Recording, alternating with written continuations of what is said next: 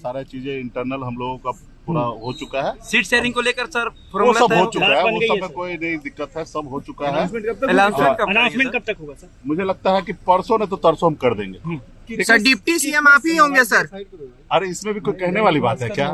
सरकार बनाएंगे या डिप्टी सीएम बनेंगे, ठीक है। नमस्कार, मैं हूं आपके साथ साक्षी। बिहार की राजनीति में फिर से हलचल मची हुई है। वीआईपी के अध्यक्ष मुकेश सहनी ने बड़ा दावा करते हुए कहा कि हमारी सरकार बनेगी और अति पिछड़ा का बेटा उप मुख्यमंत्री बनेगा।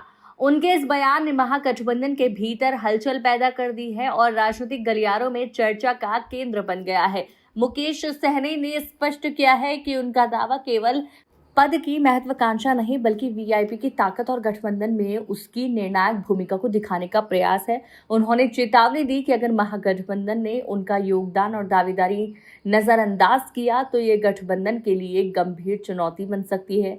सहनी ने जोर देकर कहा कि बिहार में सत्ता समीकरण नाजुक है और वीआईपी की भूमिका इस चुनाव में निर्णायक साबित हो सकती है।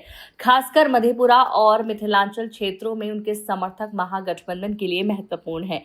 सहनी के इस बयान ने न केवल महागठबंधन में हलचल मचा दी है बल्कि बीजेपी और अन्य विरोधी दल भी इसे गंभीरता से देख रहे हैं। राजनीतिक विश्लेषक मानते हैं कि मुकेश सहनी के इस दावे से चुनावी समीकरण बदल सकते हैं और विपक्षी दलों को अपनी रणनीति में बदलाव करना पड़ सकता है। मीडिया और सोशल मीडिया पर भी उनके बयान को लेकर बहस शुरू हो गई है। लोग सवाल कर रहे हैं कि क्या ये महागठबंधन के भीतर मतभेद बढ़ाने की कोशिश है या वीआईपी और मुकेश सहनी की वास्तविक ताकत दिखाने का प्रयास।